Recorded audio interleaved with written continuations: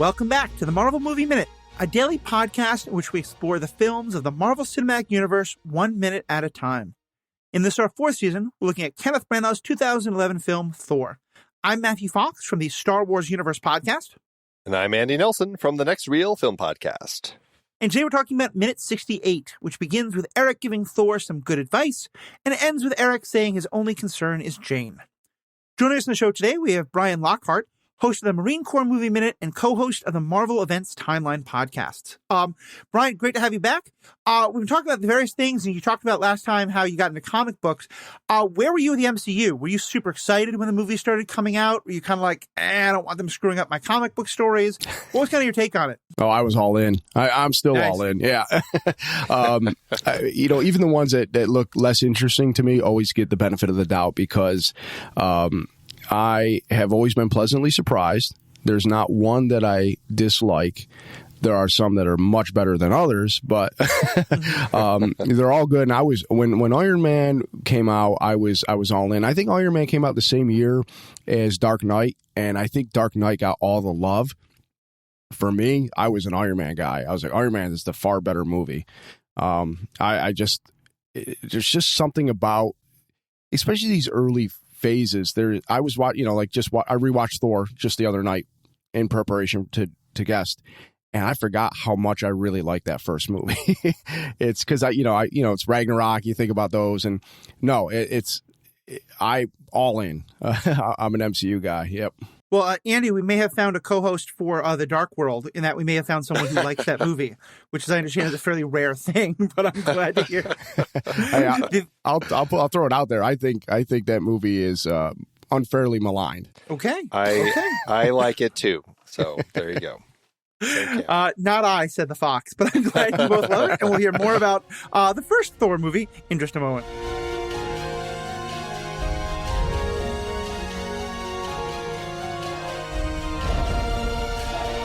Have you ever heard of Patreon? Well, like so many podcasters out there, we are big fans of Patreon, and we find it to be a great platform for our fans to support us by becoming patrons. We have now upgraded our site, though, to Patron's Memberful platform, which allows us to build our patron support platform right into our own site. So, if you have been thinking of becoming a patron to show your love for the show, but you weren't sure about it because you just couldn't find us on Patreon, just know we are, in fact, using their platform. You can learn more at memberful.com. They make it so easy. Just go to truestory.fm/Marvel Movie Minute, and you can find out what we offer to our patrons. It's only $5 a month, or you can get a discount if you join at the annual rate.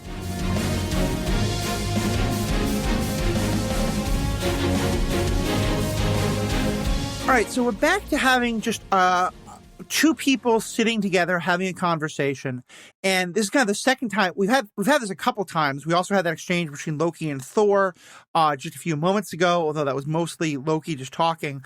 What do you think about this minute overall, Bryon? Kind of starting out, like we're getting a lot of kind of both Erik and Thor kind of sharing where they are right now. I like these talky scenes in the MCU. I mean, as much as I like the action, this is where the bread and butter, I think, where the MCU really makes you care about these characters, is they really get into like what ticks about these characters, the interpersonal either conflict or just camaraderie. Like one of my favorite bits is the Avengers sitting around being friends, or sometimes arguing.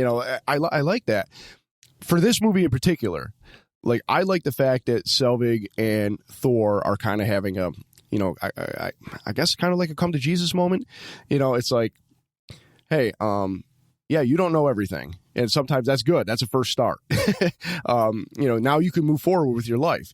And he even says, like, are you delusional? Is this a con? I don't know, but I'm going to drop some knowledge to you. And I really think for this movie, we needed more of this type of human interaction with Thor, so that he could, because it's all about him learning to be humble, and this is actually these few minutes, or this week really, is Thor. He's been humbled by his inability to lift Mjolnir because he's no longer worthy.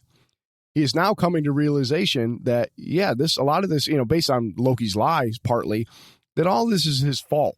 and he's not the man he thought he was. He's not the man he should be, and he doesn't know who that man is. And Selvig's kind of like helping him kind of understand that, hey, you're basically human. None of us know what we're doing. And I just like that this is where Thor learns to kind of embrace his own humility. He learns to kind of, I think he's already likes these guys, but he's getting a respect for humanity that he probably didn't have before. These peons of Midgard, and I really wish the movie took time to have some more of this. Like Thor spent more time on Earth with these people and learning everything I'm basically just saying now, but just highlighting it a little bit better.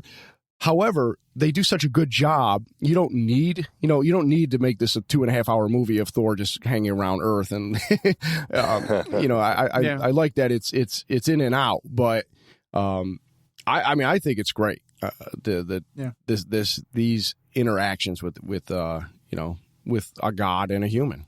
I really enjoy this whole conversation between the two of them. I find it to be, as you're saying, just it's an interesting exchange of kind of thoughts and kind of their positions and everything. I do think it's interesting that, and I'm not sure how much it really matters to me, but I do think it's interesting that, with everything that Thor presumably or learned from Loki, that whether it's true or not, but like his father's dead, his mother doesn't want him to come home, nobody wants him, this whole thing, like he still is like so focused on himself, like for the first time in my life I have no idea what I'm supposed to do, as opposed to like I can't believe my father's dead, and like I'm responsible. And part of it is like, is he focusing too much on himself still and not on what he is potentially theoretically done to other people? Like, is there still more of this lesson for him to be learning,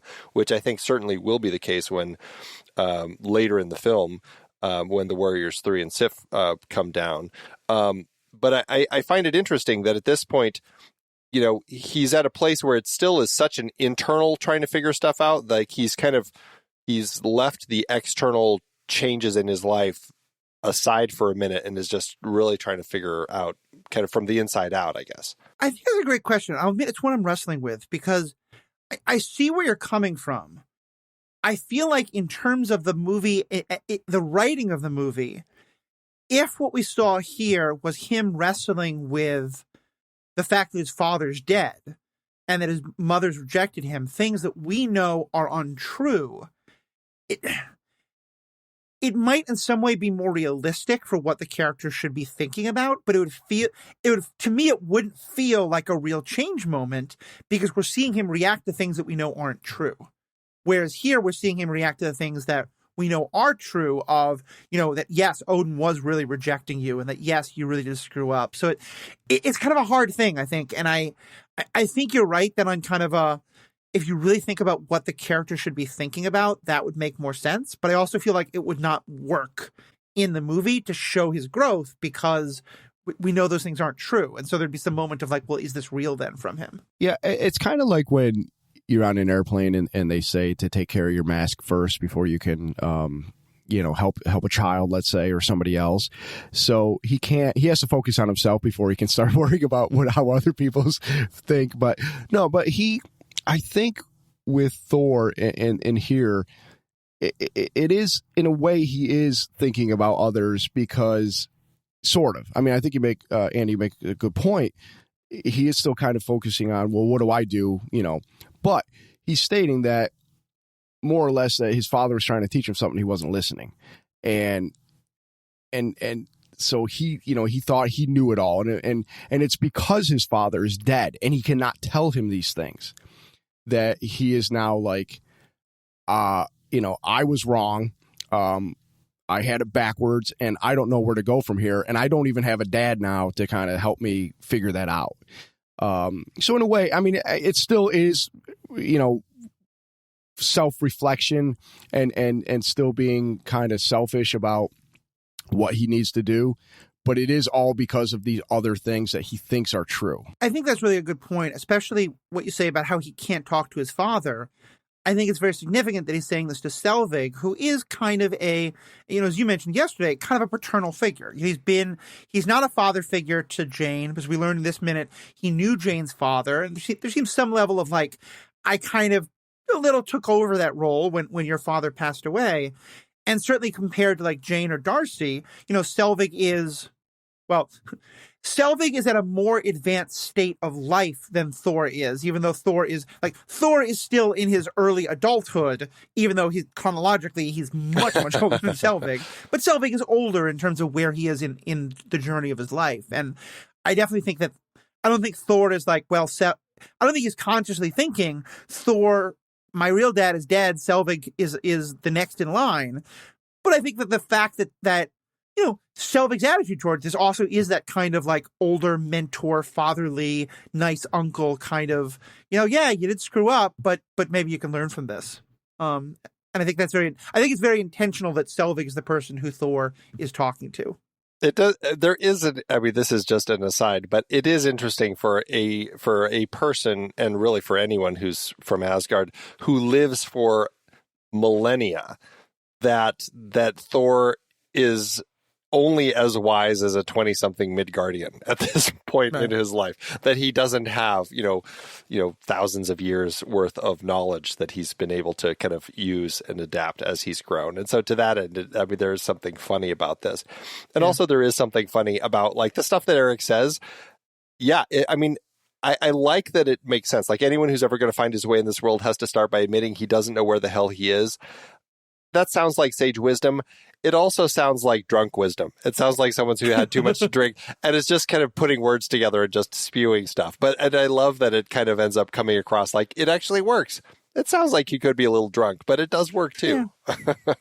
I didn't get that he was drunk, but I did get a sense that there's something wonderful in that Erik has no idea what Thor is actually saying, but his advice kind of works, Like he thinks that maybe it's like, well, maybe his dad was a mythologist and so he cared about that, like whatever it is that he's thinking, and then there's a couple of these wonderful moments where Eric's talking about Jane's father. He was a good man, but he never listened, and then Thor says, neither did I. And this is kind of a bar moment. They're kind of having two parallel conversations that are not connected to each other, but that have relevance for each other. Yeah, I like the way that that the two things bounce off each other. Like we have Erik talking about Jane and her father. We have Thor talking about himself and his own father. But yeah, as you're saying, those conversations do kind of bounce across each other, and they end up working in conjunction with one another as they have it.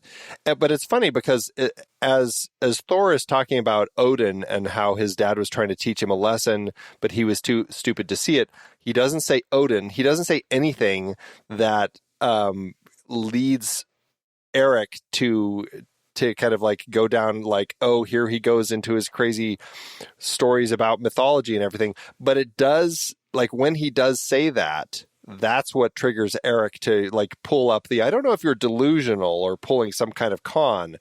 It's interesting because it's like, why is that the thing that triggered Erik to kind of like take that approach again? I don't know. Did that strike either of you as an odd moment? I think maybe it's because he, Selvig was used to him talking about all this crazy Bifrost and stuff like that, and how this is something very real. Whether it's he's just talking about my father. Everybody, he has a father. He could just so Selvig may be seeing some of the what he perceives as the truth coming through. Like this is just a real guy who's he's in pain, and it's kind of like, look, all that stuff from before.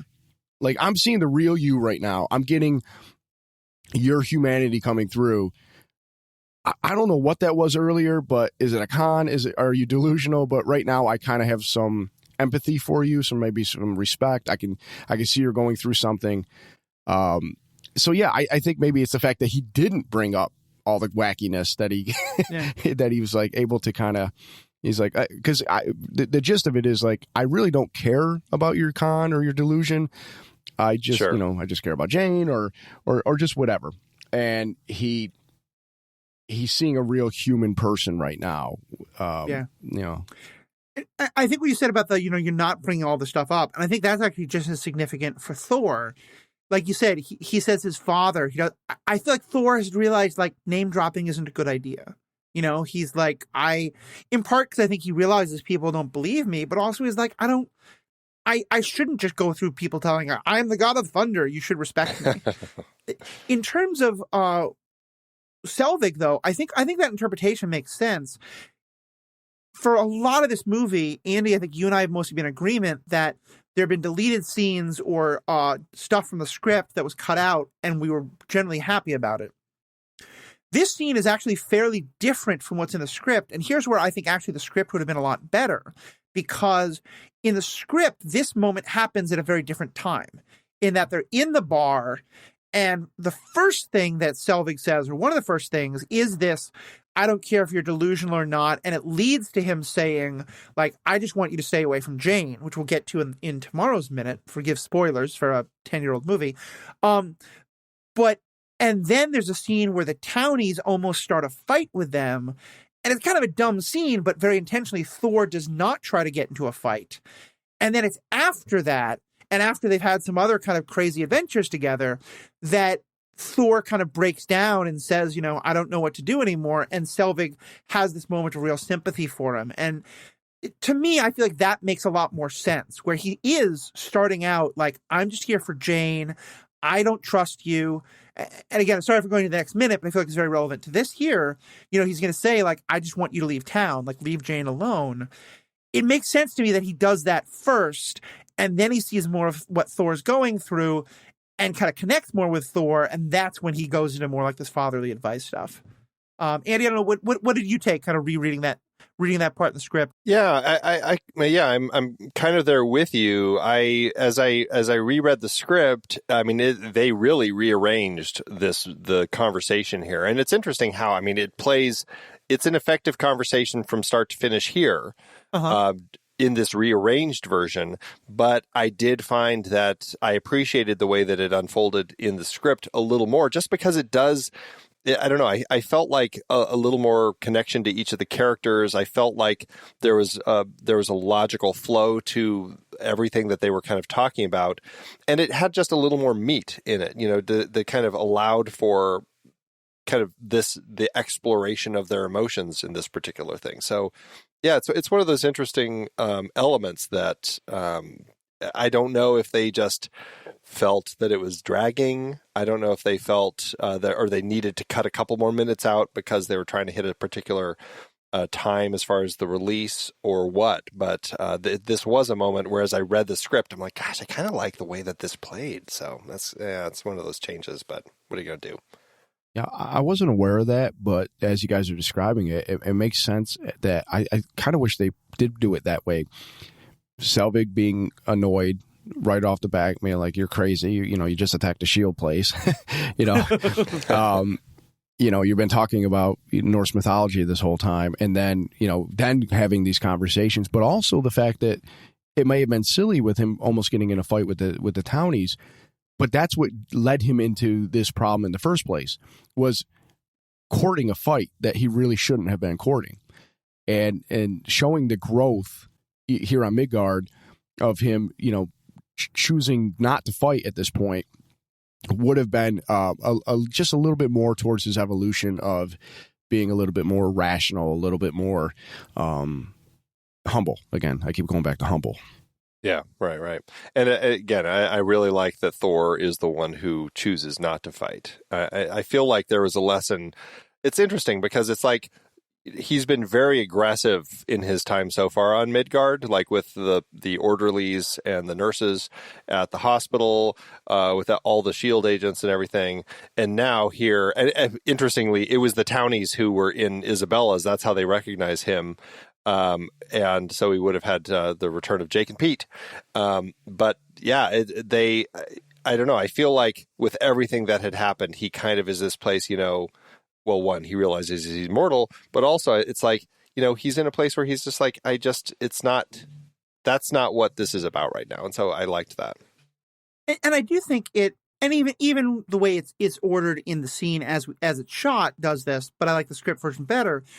It does also, I think, in some ways help to further explain Selvig and Jane, Because I think kind of what this is that there are people who just, no matter how mad they may be at you, or they like how frustrated with the situation they are, if you're in a situation where they need help, like they're just the mom friend, they're the dad friend, they're going to switch into, let me be sympathetic, let me hear you, let me try to give you some advice.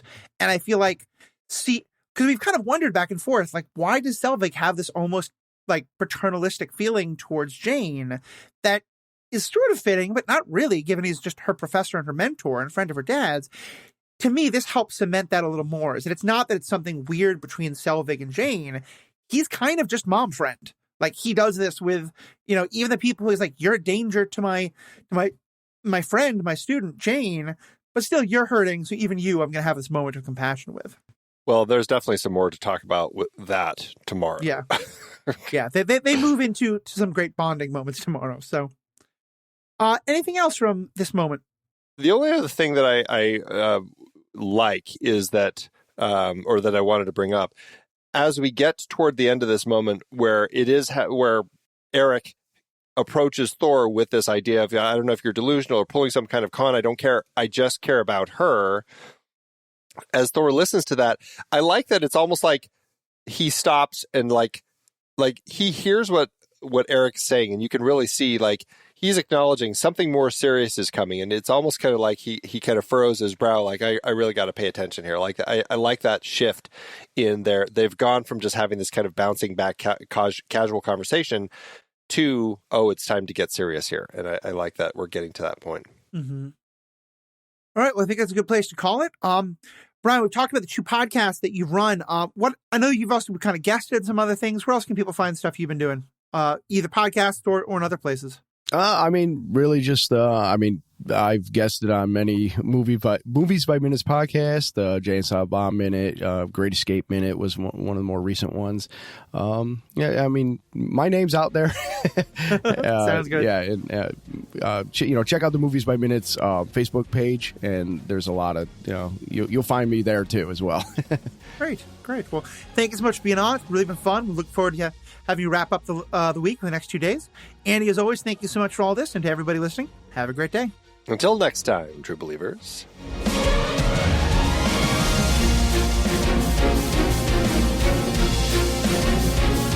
Marvel Movie Minute is a production of True Story FM, engineering by Andy Nelson. This season's music is One Last Ride by Martin Puringer. Find the show at truestory.fm, and if your podcast app allows ratings and reviews, consider doing that for this show.